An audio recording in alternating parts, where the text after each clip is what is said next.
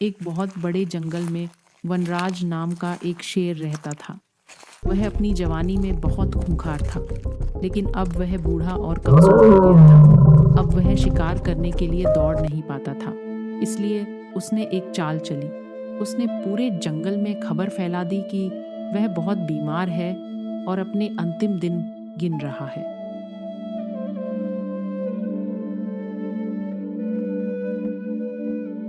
जंगल के कई जानवर उसे देखने के लिए उसकी गुफा में जाने लगे। सबसे पहले मिंकू खरगोश पहुंचा।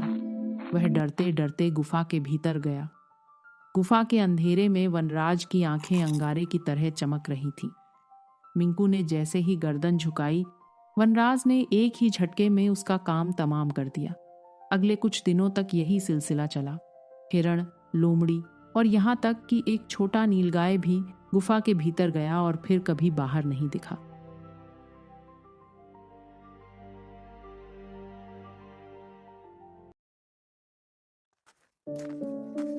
उसी जंगल में चिंटू नाम का एक सियार रहता था। चिंटू सियार जंगल का सबसे पढ़ा लिखा और अनुभवी जानवर माना जाता था। वह अक्सर दूर से ही स्थितियों को भांप लेता था। चिंटू ने गौर किया कि पिछले एक हफ्ते से जंगल के कई जाने पहचाने चेहरे गायब हैं। उसने अपनी जासूसी शुरू की।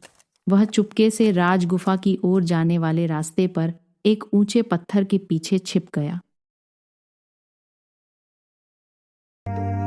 उसने देखा कि बबलू हिरण बड़े दुख के साथ गुफा के अंदर गया। चिंटू वहीं बैठकर घंटों इंतजार करता रहा कि बबलू बाहर आएगा और बताएगा कि राजा की तबीयत कैसी है।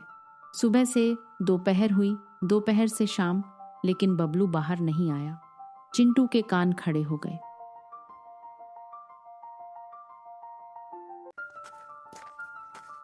अगले दिन चिंटू खुद गुफा के पास गया। वह बहुत धीरे धीरे कदम रख रहा था। गुफा के द्वार से कुछ दूरी पर वह रुक गया। उसने अपनी तेज नाक से हवा को सूंघा। हवा में बीमारी की बू नहीं थी, बल्कि ताजे खून और सड़ते हुए मांस की गंध थी। उसने गुफा के अंदर कदम रखने से पहले जमीन को गौर से देखा। गुफा के अंदर जाने वाले पैरों के निशान तो बहुत सारे हैं, लेकिन गुफा से बाहर आने वाला एक भी पैर का निशान नहीं था। चिंटू के चेहरे पर एक ठंडी मुस्कान तैर गई। वह समझ गया कि यह गुफा नहीं, बल्कि एक कसाई खाना है।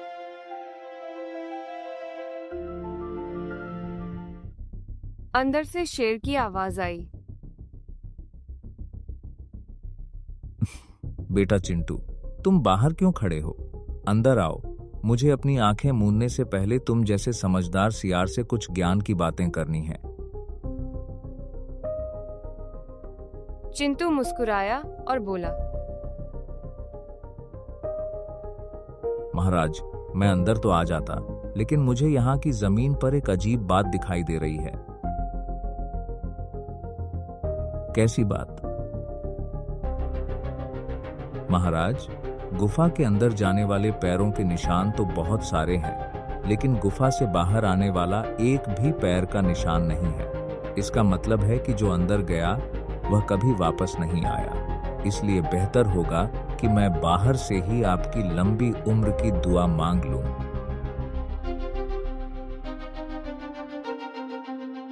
सियार की बात सुनकर शेर गुस्से में दहाड़ा, लेकिन चिंटू तब तक 9-2-11 हो चुका था।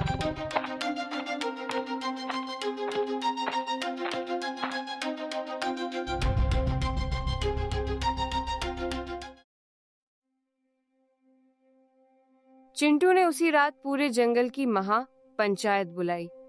उसने हाथी, ज़ेब्रा, जिराफ और सभी छोटे जानवरों को इकट्ठा किया।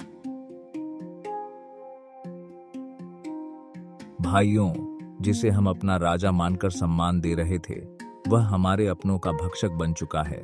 वह बीमार नहीं, बल्कि मक्कार है।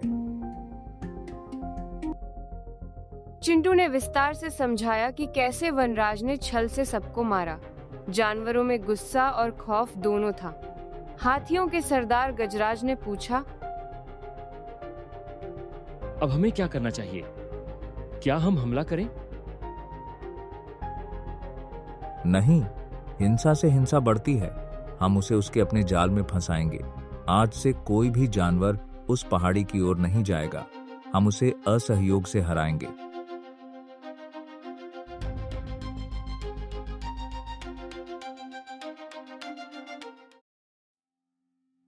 अगले कई दिनों तक वनराज गुफा के मुहाने पर बैठा रहा।